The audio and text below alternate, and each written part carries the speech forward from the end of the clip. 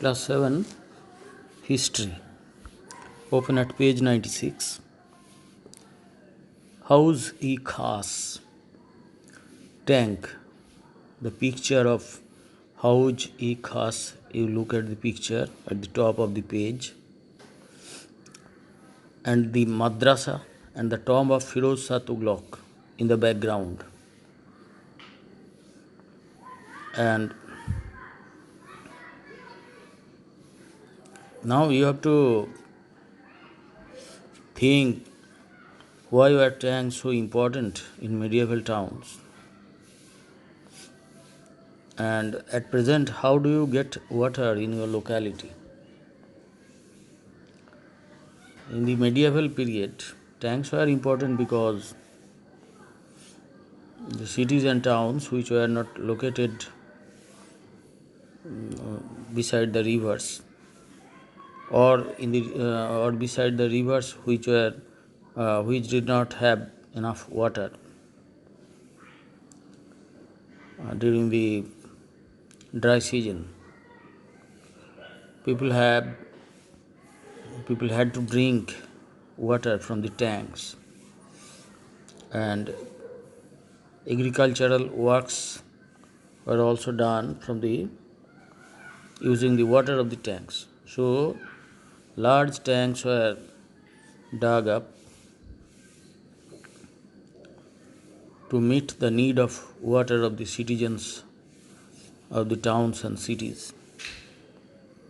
And at that time there was no the technology of pumping out the underground water was not known to man. So tanks were one of the greatest sources, and the other source, an important source, was riverine water or lake water, as the case may be. However, at page 96, you saw the picture of Hauj-e-Khas tank. মানে মুখ্য, খাস মানে মুখ্য, প্রধান tank, প্রধান জলাশয়. There are different roads connecting Delhi with northern India. During the time of Muhammad bin Tughlaq, a road was constructed between Delhi and Daulatabad. But Maos and Jats often launched attacks on these roads and severed communication.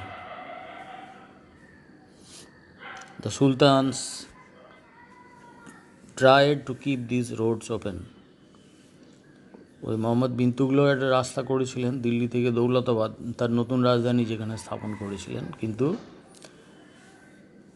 মেওজ and জাটস তারা সেখানে সেই পথ ধরে এসে বিন তুগলকের রাজধানী, বিন তুগলকের area আক্রমণ করত, এবং তখন তারা ওই কমিউনিকেশনটা, যে রাস্তার যোগাযোগ ব্যবস্থাটাকে বিচ্ছিন্ন করে দিত। আর সুলতানের সৈন্যরা তারা চেষ্টা করতেন যে ওই রাস্তাটাকে ওপেন রাখার। In the 350 years of Sultanate rule,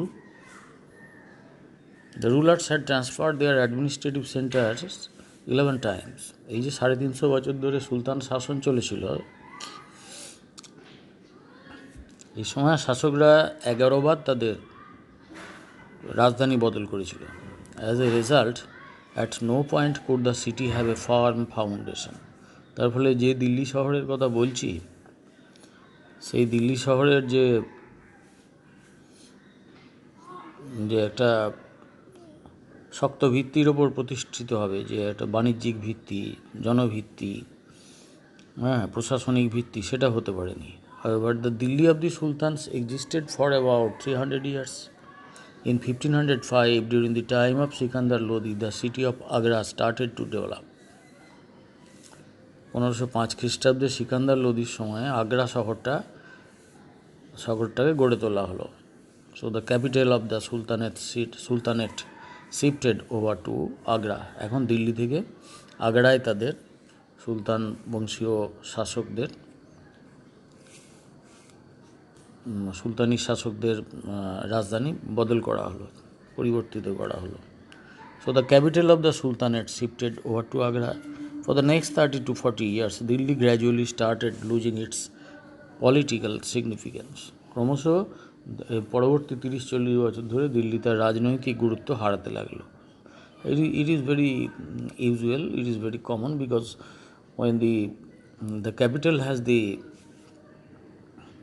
maximum importance, political importance, কারণ সেখানেই সমস্ত উচ্চপদস্থ আমলা, আমির, ওমরাও, সুলতান এরা সব বাস করেন, এবং সেইখানটা ঘিরেই গোটা তার অধীনে থাকা, শাসকের অধীনে থাকা সমস্ত দেশটা শাসিত হয়। তাহলে সেটাই যখন আগ্রাতে শিফটেড হয়ে গেল, তখন দিল্লি তার রাজনৈতিক গুরুত্ব হারাতে লাগলো। However, Delhi being the cultural heritage site of the Sufis, the city always held a special place in the life of the people of Hindustan. কিন্তু দিল্লি ছিল সুফি সাধকদের একটা ঐতিহ্যময় শহর। I have mentioned it before that Nijamuddin Aulia lived in Delhi. Such Sufis lived in Delhi, and their disciples and their followers.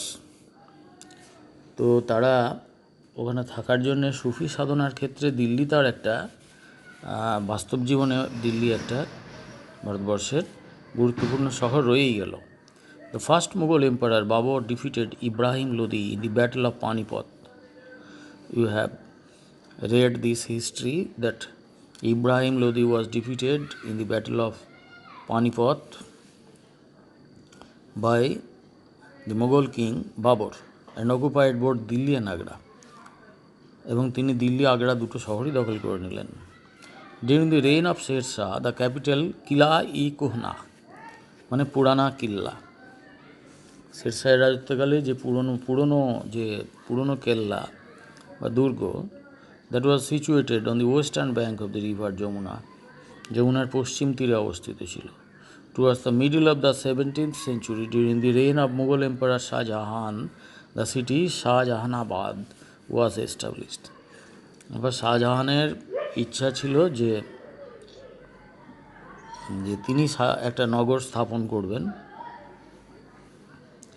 এবং তিনি সেটা করেও ছিলেন। নাম হয়েছিল শাহজাহানাবাদ। এটা সপ্তদশ শতকের মধ্যভাগে। Delhi once again became the centre of political importance. আবার দিল্লি তার রাজনৈতিক গুরুত্ব খুঁজে পেল। All the great empires of the world are usually named after the ruling dynasty. যে যে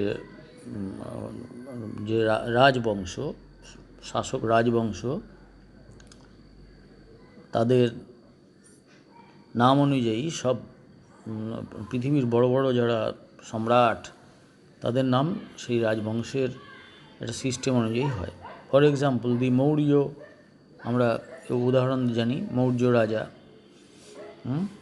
চন্দ্রগুপ্ত মৌর্য শুনেছ তোমরা, গুপ্ত, Kumaragupta, Samudragupta, চোলো, and Mughal empires of India, the Manchus of China, the Safavids of Iran, the Ottomans of Turkey, the Franks, Habsburgs and Romanovs of Europe, the Aztecs of Mexico, and the Incas of South America all added their names to some empire or the other. তাহলে এই যে চোল রাজবংশ, গুপ্ত সাম্রাজ্য, নিজের সাম্রাজ্যের নামটা বিখ্যাত যে মানে প্রতাপশালী যে রাজা, তার নাম অনুযায়ী হয়েছে। মানে মুঘল রাজবংশ, মুঘলরা করেছে। অটোম্যান সাম্রাজ্য তুরস্কে ছিল। তো এইটা নিয়ম আর কি। এমনি আরও কতগুলো এক্সাম্পল বললাম আমি, যে মাঞ্চু রাজবংশ বা মাঞ্চু সাম্রাজ্য, মাঞ্চু রাজবংশের যে সাম্রাজ্য সেটা মাঞ্চু সাম্রাজ্য। The empire that developed around the ancient cities of Athens and Rome, as well as the Delhi Sultanate or Bijapur kingdom, were exceptions. কিন্তু এথেন্স এবং রোমে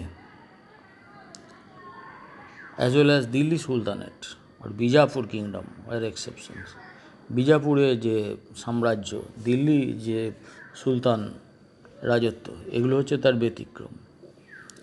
In these cases, the terms Roman Empire or the Delhi Sultanate have survived.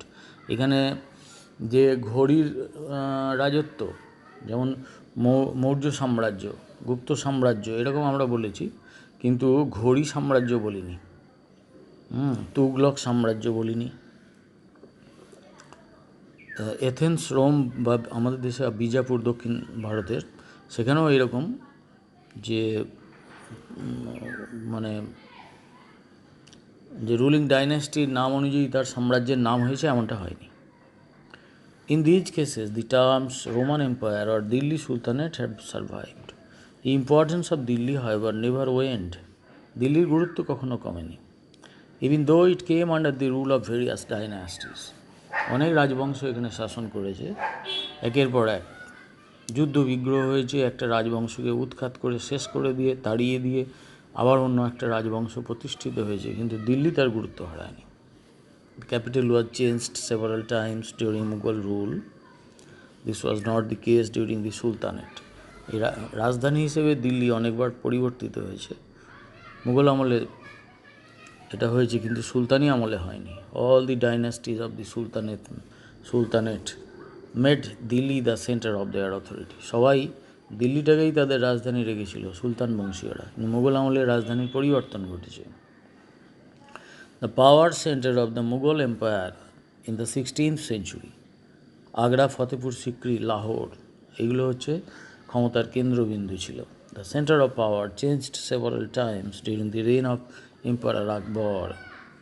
আকবরের আমলে এই ক্ষমতার কেন্দ্রবিন্দু, মূলত আমরা রাজধানীটাকেই ক্ষমতার কেন্দ্রবিন্দু, দ্য সেন্টার অফ পাওয়ার ধরি, সেটা অনেকবার পরিবর্তিত হয়েছে. No particular area was chosen as the centre of political power as with the Delhi sultanate.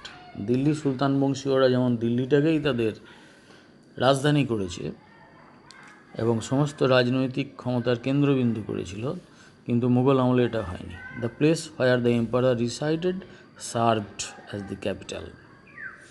যেখানে সম্রাট বাস করতেন সেটাই রাজধানী হিসেবে ব্যবহৃত হয়েছে, সেই শহরটাই. Agra, Fatehpur Sikri, Allahabad and Lahore were well fortified places. কখনও সুলতান আগ্রায় থেকেছেন, কখনও ফতেপুর সিক্রিতে. আগ্রার পাশাপাশি ফতেপুর সিক্রি, এলাহাবাদ শহরে, লাহোরে যখন যেখানে থেকেছেন সেটা ফর্টিফাইড, মানে বেশ অতি সুরক্ষিত জায়গা. At one time, Akbar established his capital at Fatehpur in Sikri village. Sikri গ্রামে একদা আকবর ফতেপুরেতে তার রাজধানী স্থাপন করেছিলেন.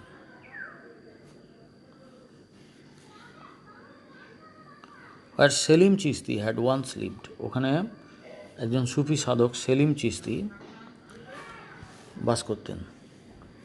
But since Agra was A fort city, কিন্তু আগ্রা ছিল দুর্গবহুল শহর, ইটস ইম্পর্টেন্স নেভার সিজড. দুর্গ দিয়ে দেশ রক্ষা হয়, দুর্গের ভেতরে সুরক্ষিত অবস্থায় সৈনিকরা থাকে, দুর্গ অতিক্রম করে বিপক্ষের সৈন্যদের পক্ষে যাওয়া মুশকিল আছে, সেই জন্য দুর্গর দরকার আছে রাজধানীকে রক্ষা করতে হলে. মানে এখনকার দিনে দুর্গ বলতে আমরা সামরিক ছাউনি বলি. আমাদের পানাগড়ে একটা যেমন সামরিক ছাউনি আছে, তখনকার দিনে দুর্গই বলা হতো. পানাগড়ের যে সামরিক ছাউনি আছে সেখান থেকে একদম ক্ষেপণাস্ত্র ছুড়ে প্রতিবেশী কোনো শত্রু দেশে হানা দেওয়া যায়, এবং সেখানে প্রচুর সৈনিক আছেন, তারা দেশ রক্ষার কাজে ব্রতী আছেন, তাদেরকে ওইখানে রাখা হয়েছে. সুতরাং এই যে এখন বলা হয় যে মিলিটারি ক্যাম্প, কিন্তু তখন ওগুলো সব দুর্গ, বড় বড় বিশাল বিশাল বাড়ি, যে বাড়ি কামান দিয়েও সহজে ভাঙা যাবে না, পাথর নির্মিত, শক্তপোক্ত. কখনো কখনো দুর্গের চারদিকে পরীক্ষা নির্মাণ করা হতো, বিশাল চওড়া ক্যানেল তৈরি করা হতো যাতে জল থাকতো সারা বছর, তাহলে বহিঃশত্রুকে আক্রমণ করতে হলে সেই ক্যানেলটা পেরোতে হবে। এইভাবে ফর্টিফাই করা হতো, সুরক্ষিত করা হতো। Akbar, however, soon abandoned Fatehpur Sikri for Lahore in the year 1585. 1585-তে আকবর আবার ফতেপুর সিক্রি থেকে লাহোরে চলে গেলেন, ফতেপুর সিক্রি পরিত্যাগ করে। This may have been due to the insufficient water supply at Fatehpur Sikri. আগেই বলেছি যে কোনো রাজধানী শহরে বসবাসকারী জনতার সৈনিকদের পানীয় জলের প্রয়োজন এবং তার চারপাশের এলাকায় খাদ্য উৎপাদনের জন্য জলের প্রয়োজন। সেই সব না থাকার জন্য উপযুক্ত পরিমাণ জলের অভাবে তিনি ফতেপুর সিক্রি ত্যাগ করে লাহোরে চলে গেলেন। Some historians, however, believe that the reason behind the transfer of capital lay in the fact that it was easier to keep an eye on the northwest areas of his empire from Lahore. মানে north ইস্টটাকে অত মোগল সম্রাটরা বোধহয় ভয় খেতেন না। North West দিয়ে ওই Turkish আক্রমণ, অন্যান্য মানে মিডল ইস্ট থেকে অন্যান্য মানে অ্যাসপায়ারিং চিফটেন্স আর কিংস তারা ইনভেড করতেন, তারা আক্রমণ করতেন আর কি। তখনকার দিনে ওই রকম মানে ওর দেশ আক্রমণ করছে, যে যার যতটা দখল করতে পারে সৈন্য দিয়ে, লুট করতে পারে যতটা, এই ছিল। মানুষের অবস্থা শোচনীয় ছিল, সাধারণ মানুষের। তাদের ঘর বাড়ি ধন দৌলত সব লুট করা হতো, পুরুষ নারী সবাইকেই বেঁধে নিয়ে চলে যাওয়া হতো।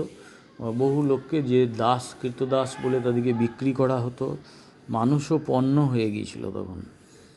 তো এই সব অবস্থা ছিল। যাই হোক, এই নর্থ ওয়েস্ট এরিয়ায় মানে উত্তর পশ্চিমে লাহোর শহরটা থেকে নজরদারি করা খুব সহজ বলেই মনে হয় আকবর চলে গিয়েছিলেন। হয়তো জলের অভাবে চলে গিয়েছিলেন, এটা ঠিক নয়।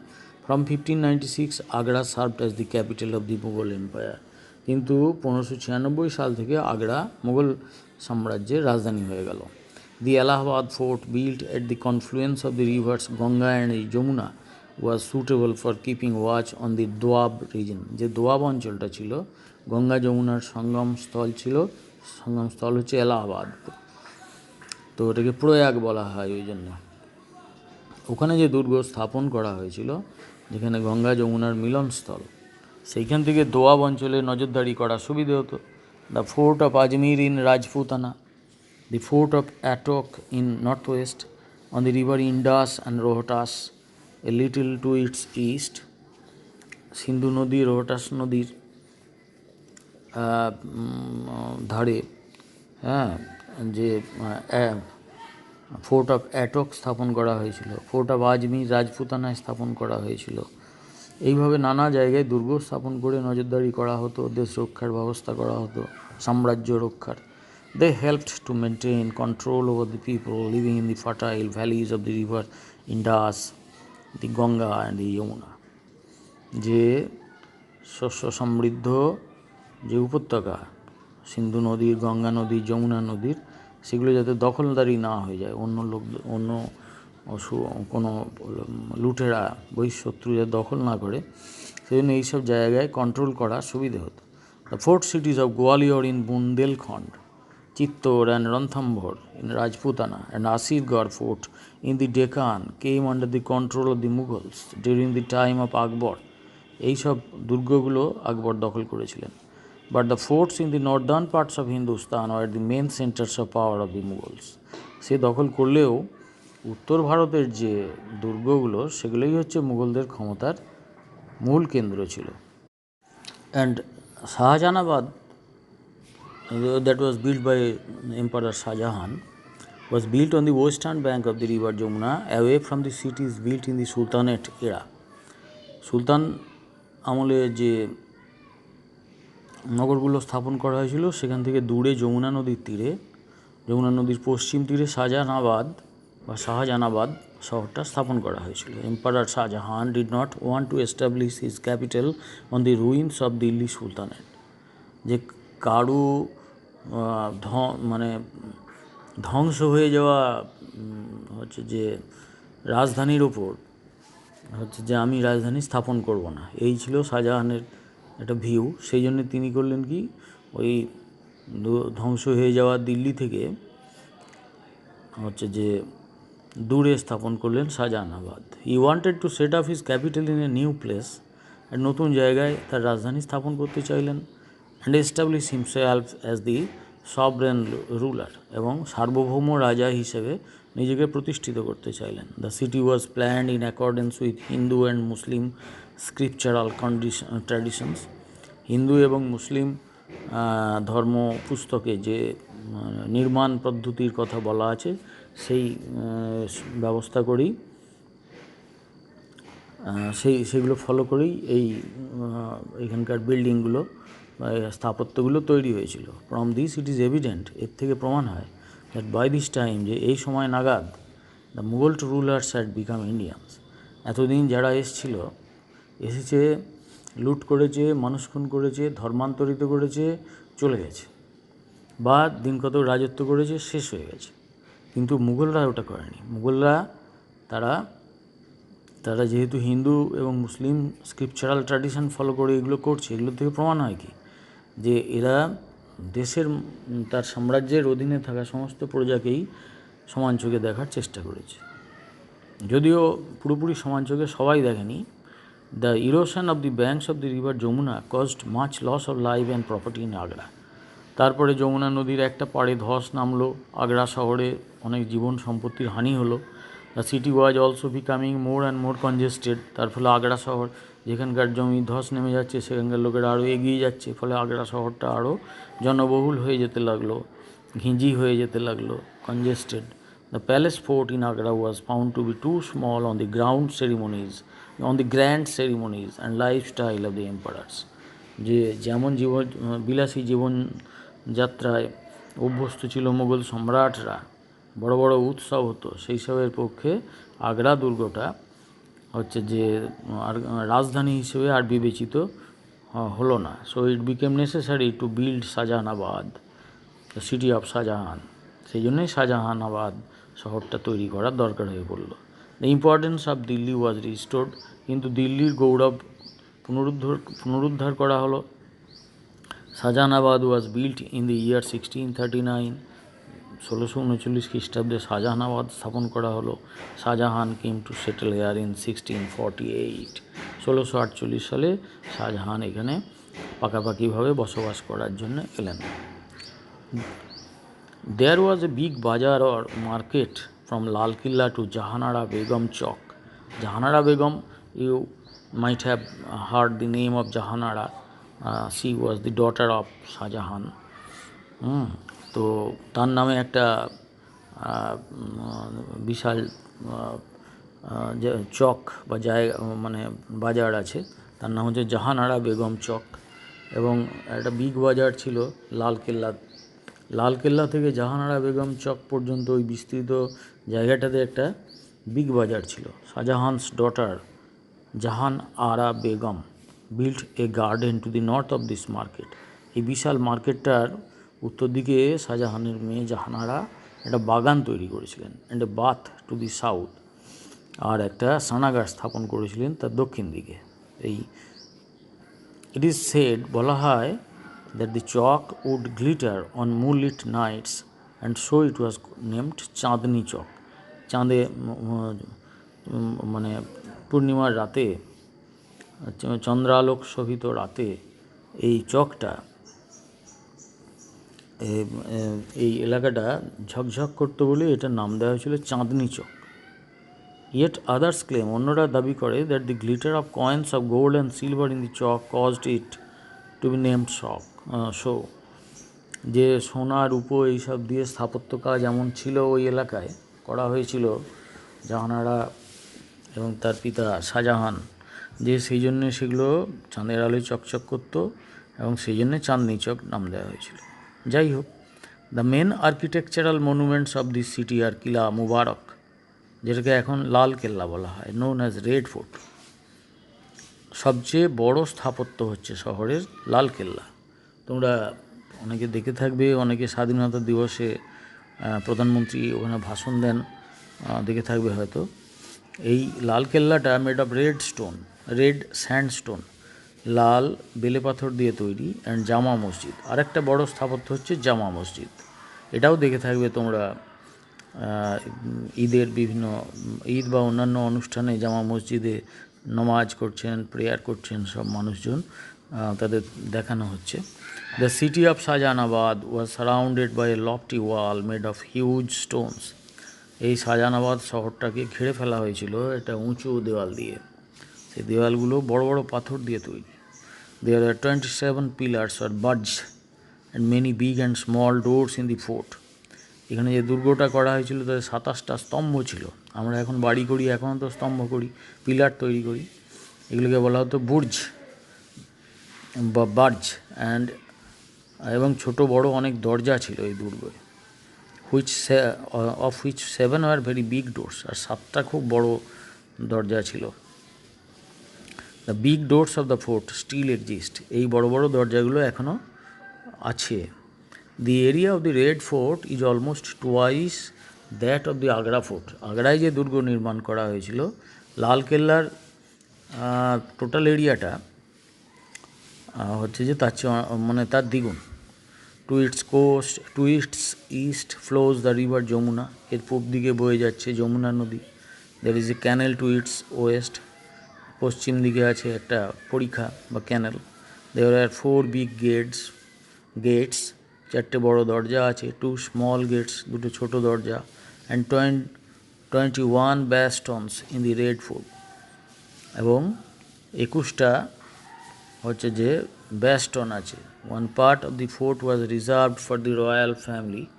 এবং দুর্গের মধ্যে অনেক সময়তেই রাজপরিবার আশ্রয় নিতেন, পরিদর্শনে যেতেন, তাদের সপরিবারে যেতেন, তাদের জন্য একটা অংশ সংরক্ষিত থাকতো।